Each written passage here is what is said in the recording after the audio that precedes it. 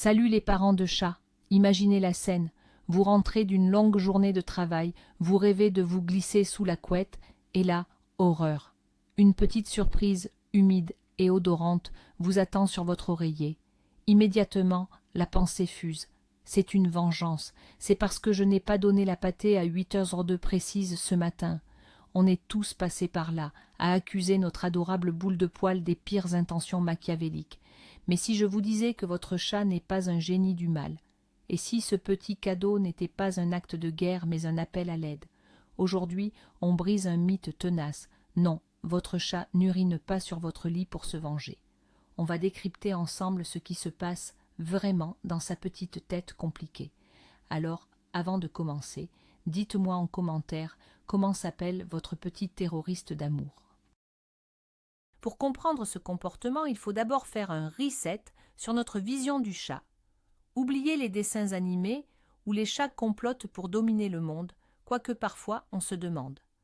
Un chat, c'est un concentré de contradictions. C'est un prédateur redoutable qui a peur d'un concombre. C'est un animal territorial, dont le royaume s'étend de la cuisine au canapé et dont la routine est plus sacrée qu'un traité de paix international. Son univers est régi par des odeurs, des habitudes et un besoin viscéral de sécurité. Le moindre changement, le moindre grain de sable dans son emploi du temps de ministre peut provoquer un véritable tsunami émotionnel. Et comment un chat exprime-t-il son mal-être quand il ne peut pas nous écrire un mail salé? Eh bien, il utilise les moyens du bord. Et parfois, ces moyens impliquent malheureusement notre literie. Commençons par le commencement, l'anthropomorphisme. C'est ce mot barbare qui signifie qu'on a tendance à prêter des émotions et des intentions humaines à nos animaux. La vengeance, la jalousie, la rancune, ce sont des concepts très complexes, même pour nous, les humains. Le cerveau du chat, lui, fonctionne différemment. Il n'est pas câblé pour planifier une représaille diabolique parce que vous avez acheté des croquettes au poulet au lieu de celles au saumon. Quand un chat fait quelque chose que nous jugeons mal, il ne le fait pas contre nous. Il le fait pour lui. C'est une réaction à une situation, un instinct, une manière de communiquer un problème. Donc, la première étape, c'est de sortir de ce schéma humain contre chat. Votre chat n'est pas votre ennemi juré, c'est un être sensible qui essaie de vous dire quelque chose dans un langage que vous ne comprenez pas encore tout à fait. Oubliez l'idée de la punition, elle ne ferait qu'aggraver son stress et le problème. Alors, si ce n'est pas de la vengeance, quelle est la première piste à explorer? La plus importante, la plus urgente, c'est la piste médicale. Imaginez, vous avez une terrible envie d'aller aux toilettes, ça vous brûle, c'est douloureux, vous n'allez pas forcément réussir à atteindre les WC à temps. Pour les chats, c'est pareil. Une infection urinaire, aussi appelée cystite, est extrêmement douloureuse. Le chat associe alors sa litière à la douleur. Dans sa logique, il se dit « Chaque fois que je vais dans cette boîte, j'ai mal. Je vais donc essayer de faire ailleurs, sur un endroit doux et confortable. Peut-être que ça fera moins mal. » Et quel est l'endroit le plus doux et le plus confortable de la maison? Bingo, votre lit. C'est donc un réflexe de survie, une tentative désespérée de soulager sa souffrance. Ne le grondez pas, emmenez-le chez le vétérinaire en urgence. C'est la priorité numéro 1 avant même de penser à autre chose. Une analyse d'urine peut révéler le problème en quelques minutes. L'infection urinaire n'est pas la seule coupable potentielle dans le grand tribunal de la santé féline. D'autres soucis médicaux peuvent entraîner une malpropreté soudaine. Par exemple, les calculs urinaires, ces petits cristaux qui se forment dans la vessie, peuvent bloquer l'urètre et rendre la miction quasi impossible et atrocement douloureuse. C'est une urgence vitale, surtout chez les mâles. Il y a aussi le diabète qui augmente la soif et donc la production d'urine. Le chat urine plus souvent et en plus grande quantité et il peut avoir des accidents. L'insuffisance rénale fréquente chez les chats plus âgés a les mêmes symptômes. Et puis, il y a des problèmes auxquels on ne pense pas forcément, comme l'arthrose. Si votre chat est âgé et que ses articulations le font souffrir, grimper dans un bac à litière au rebord un peu haut peut devenir une épreuve digne de Fort Boyard. Il choisira alors une surface plus accessible, comme votre tapis ou, encore une fois, votre lit. Bon, Votre chat est revenu de chez le véto avec un certificat de bonne santé. Pas d'infection, pas de calcul, rien. Vous êtes soulagé, mais aussi perplexe. Le coupable n'est donc pas à l'intérieur de votre chat, mais peut-être dans son environnement. Et l'accusé numéro 1, c'est bien sûr le trône lui-même, la litière. On va maintenant enfiler notre casquette de détective et inspecter la scène du crime, ou plutôt les toilettes de Sa Majesté. Pour nous, une litière, c'est une boîte avec du sable dedans. Pour votre chat, c'est un lieu sacré qui doit répondre à un cahier des charges plus strict que celui de la NASA. La moindre erreur de votre part dans la gestion de ces latrines peut le pousser à boycotter l'endroit et à chercher des alternatives plus moelleuses. Préparez-vous à entrer dans le monde fascinant et impitoyable des préférences félines en matière de toilette. Vous risquez d'être surpris par ce que vous allez découvrir. Premier crime contre l'humanité féline, l'emplacement de la litière. On a tous tendance à vouloir la cacher dans un coin, loin des yeux et du nez. La buanderie à côté de la machine à laver qui fait un bruit d'enfer pendant l'essorage, mauvaise idée. Le fond d'un couloir où tout le monde passe en courant. Encore pire, le chat a besoin de faire ses besoins dans un endroit calme, avec peu de passages où il se sent en sécurité. Il doit pouvoir voir venir les dangers potentiels, l'autre chat de la maison, le chien, l'enfant qui court, et avoir plusieurs voies de sortie pour ne pas se sentir piégé. Placer la litière dans un cul-de-sac ou un placard est une source de stress immense. Pensez-y. Aimeriez-vous que vos toilettes soient installées au milieu de la gare Montparnasse à l'heure de pointe? Non. Eh bien, votre chat non plus. Trouvez un coin tranquille, accessible, mais discret. Parfois, un simple déplacement de la litière de quelques mètres peut résoudre le problème comme par magie. Deuxième point crucial, la taille du bac. La règle d'or est simple. Le bac doit faire au moins 1,5 fois la longueur de votre chat, du museau à la base de la queue. Votre chat doit pouvoir y entrer, se tourner complètement sans toucher les bords, gratter à son aise et se positionner confortablement. Beaucoup de bacs vendus dans le commerce sont en réalité bien trop petits, surtout pour les grands chats comme les Maine Coons ou les Norvégiens. Si votre chat doit se contorsionner pour entrer, s'il a les fesses qui dépassent ou s'il met de la litière partout en essayant de manœuvrer, c'est que le bac est trop petit. Il va vite se sentir à l'étroit et préférer un espace plus vaste comme l'immensité de votre lit king size. N'hésitez pas à opter pour des bacs de rangement en plastique, ceux qu'on trouve dans les magasins de bricolage.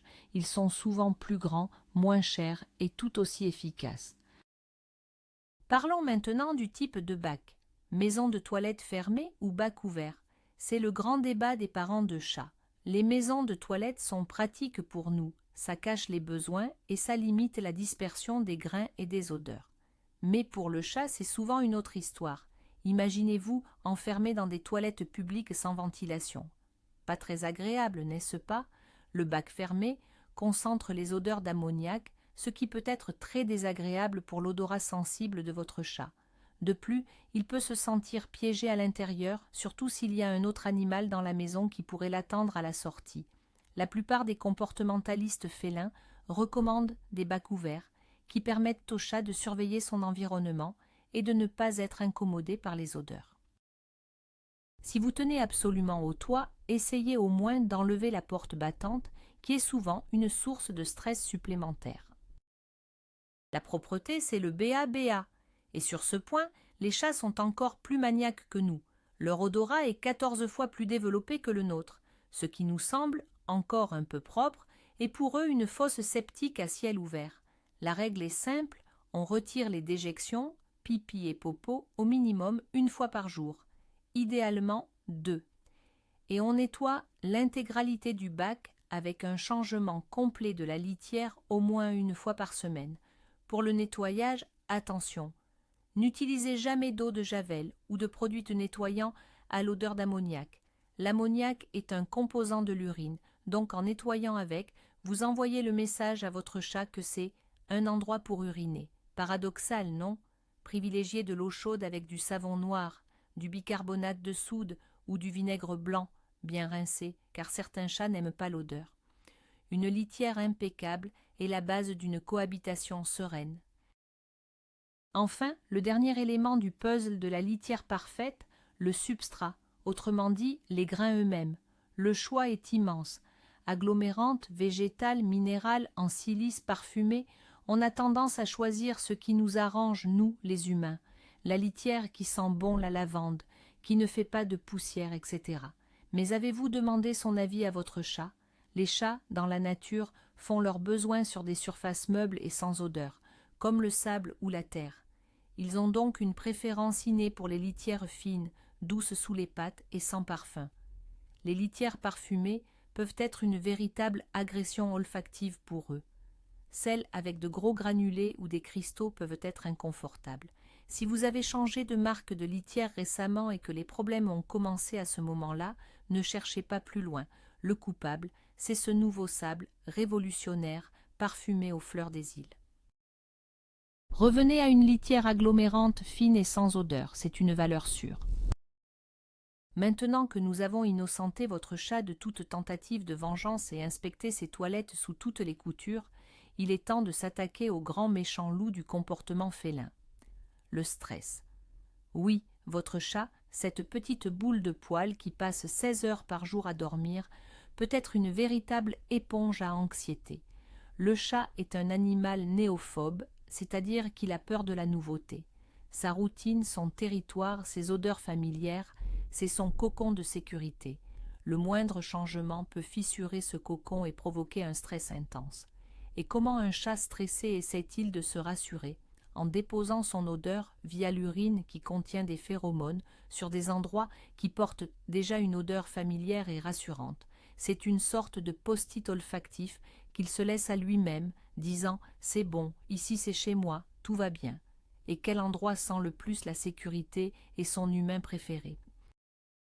Votre lit. Analysons les sources de stress possibles. La première et la plus évidente est l'arrivée d'un nouveau membre dans la famille, un nouveau conjoint, un bébé ou pire, un autre animal. Pour votre chat, qui régnait en maître sur son territoire, c'est un véritable coup d'État. Un intrus vient de débarquer avec ses odeurs inconnues, ses bruits étranges et, sacrilège ultime, il capte l'attention de son humain. L'arrivée d'un chiot ou d'un autre chaton, même si l'intention est bonne, peut être vécue comme une véritable invasion. Le chat peut alors se sentir menacé, insécurisé. Uriner sur le lit, c'est une façon de réaffirmer son statut et de marquer son territoire principal, le lieu de repos de son humain, pour dire à l'intrus « Attention, ici c'est à moi, et cet humain est à moi ». Il ne s'agit pas de jalousie au sens humain du terme, mais de pure anxiété territoriale. Il est crucial de faire les présentations très progressivement pour éviter ce genre de conflit.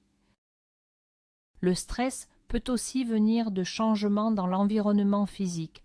Vous avez acheté un nouveau canapé, vous avez décidé de repeindre le salon, vous faites des travaux qui font un bruit monstre toute la journée.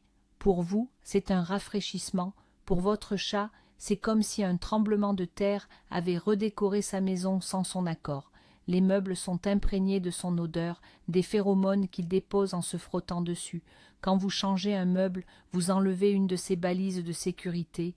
Le simple fait de déplacer le canapé de l'autre côté de la pièce peut le perturber. Les bruits forts et inhabituels, comme une perceuse, sont aussi une source de terreur.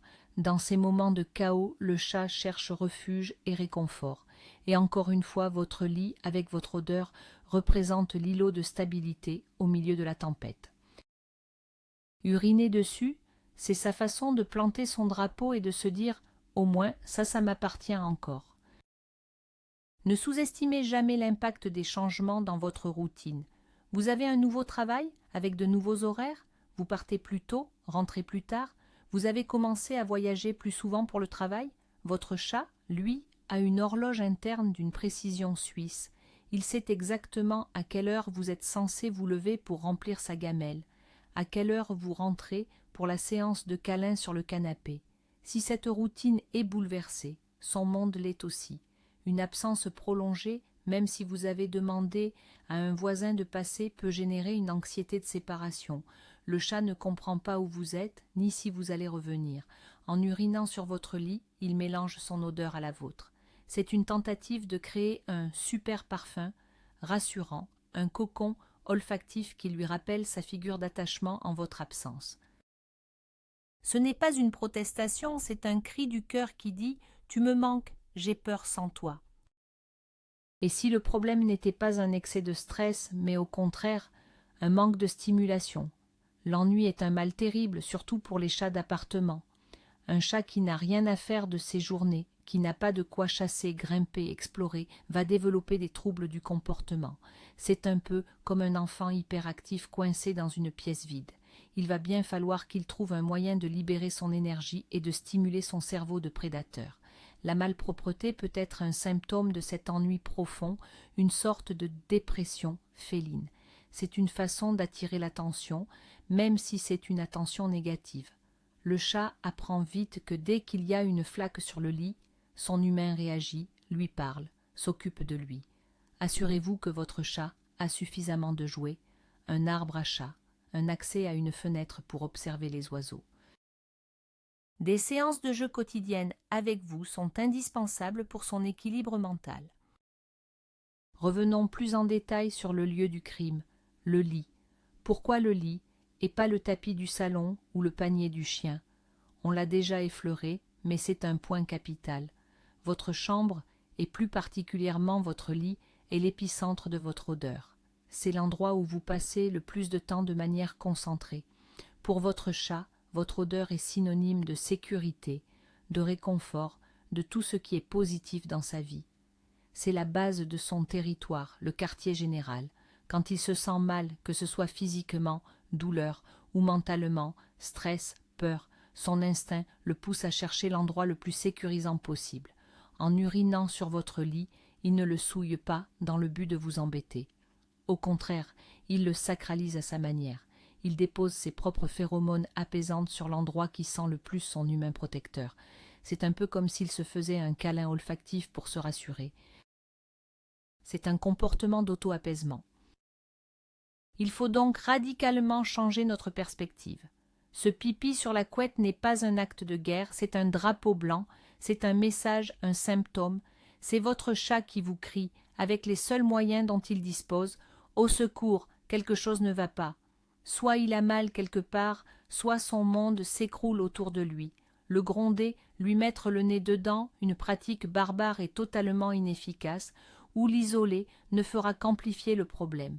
Vous ne feriez qu'ajouter du stress à son stress initial et vous briseriez le lien de confiance qui vous unit. La seule bonne réaction, c'est de se poser les bonnes questions. Qu'est-ce qui a changé récemment? Est-il en bonne santé? Sa litière est-elle irréprochable? Est-il heureux et stimulé? Votre rôle n'est pas celui d'un juge, mais celui d'un enquêteur et d'un allié. Vous devez trouver la cause profonde de son mal-être pour pouvoir l'aider et retrouver l'harmonie et des draps secs. Une distinction importante à faire est celle entre la miction d'élimination et le marquage urinaire. Ce n'est pas la même chose et ça ne traduit pas le même message. La miction d'élimination, c'est quand le chat vide sa vessie. En général, il produit une grande flaque sur une surface horizontale, le lit, un tapis, le sol. Il se met en position accroupie, comme dans sa litière. C'est ce qui se passe quand il a un problème médical ou un souci avec son bac. Le marquage urinaire, c'est différent, c'est un comportement de communication, souvent lié au territoire ou à la sexualité chez les chats non stérilisés. Le chat se met debout, la queue dressée et frétillante, et il projette un petit jet d'urine à la verticale sur un mur, un meuble, un rideau. L'odeur est souvent beaucoup plus forte. Si votre chat fait ça, le message est clair. Ceci est à moi. C'est une carte de visite olfactive. Bien que le pipi sur le lit soit généralement une miction d'élimination, il peut parfois s'agir de marquage si le chat se sent très menacé dans son territoire. Alors, concrètement, on fait quoi? Résumons le plan d'action. Étape 1, la plus cruciale, le vétérinaire. On ne le répétera jamais assez. Prenez rendez-vous, expliquez la situation et demandez une analyse d'urine et un bilan de santé complet. C'est non négociable. Tant que la piste médicale n'est pas totalement écartée, toutes les autres actions risquent d'être vaines. Vous pourriez avoir la litière la plus parfaite du monde, si votre chat souffre d'une cystite, il continuera d'uriner ailleurs. C'est la base de toute la démarche.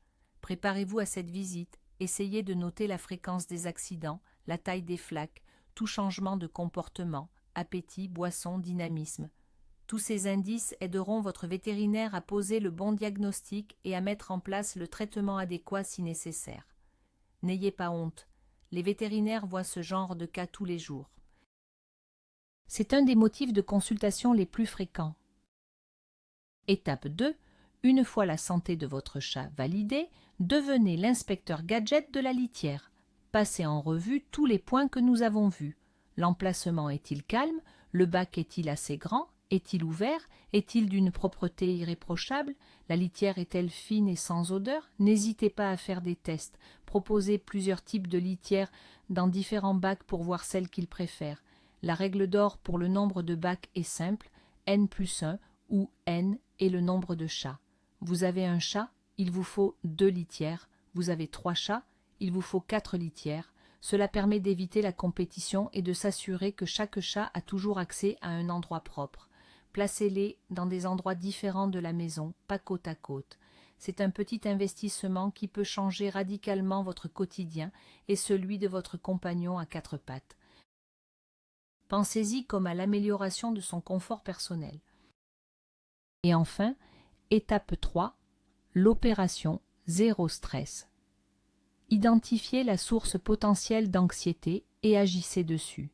Si c'est un nouveau venu, reprenez les présentations à zéro, de manière très lente et positive.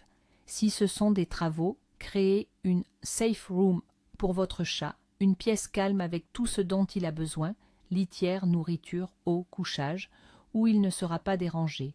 Enrichissez son environnement, un grand arbre à chat devant une fenêtre, des jouets distributeurs de nourriture pour le stimuler mentalement, des plumeaux, et surtout passer du temps de qualité avec lui.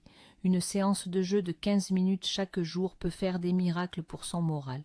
Vous pouvez aussi utiliser des diffuseurs de phéromones apaisantes qui reproduisent les hormones que les chats déposent pour marquer leur territoire comme étant sûr. Cela aide à diminuer le niveau de stress général. Et n'oubliez pas de nettoyer les zones souillées avec un nettoyant enzymatique spécifique qui détruit les molécules d'urine. Sinon, l'odeur l'incitera à recommencer au même endroit. Et voilà, vous savez maintenant que lorsque votre chat fait pipi sur votre lit, il n'est pas en train de comploter votre chute. Il vous envoie un SOS. Il vous dit qu'il a mal, qu'il a peur ou que son environnement ne lui convient plus. En comprenant enfin ce qui se trame dans sa petite tête, vous passez du statut de victime à celui de sauveur. Vous avez maintenant toutes les clés pour enquêter et trouver la cause de son mal-être. C'est vrai, parfois, ils nous rendent fous avec leurs bêtises, leur réveil à 4 heures du matin et leur passion pour le carton d'emballage du jouet à 50 €. Mais au fond, on les adore, ces petits tyrans au cœur tendre. Ils ne demandent qu'à être compris et aimés. J'espère que cette vidéo vous a aidé. Si c'est le cas, n'oubliez pas de laisser un pouce bleu, de vous abonner pour ne pas manquer nos prochains conseils et de partager cette vidéo avec un ami dont le canapé est en danger. Et pour finir, dites-moi en commentaire, quelle est la bêtise la plus mémorable que votre chat ait jamais faite? Racontez-nous tout, on adore vous lire. À très bientôt.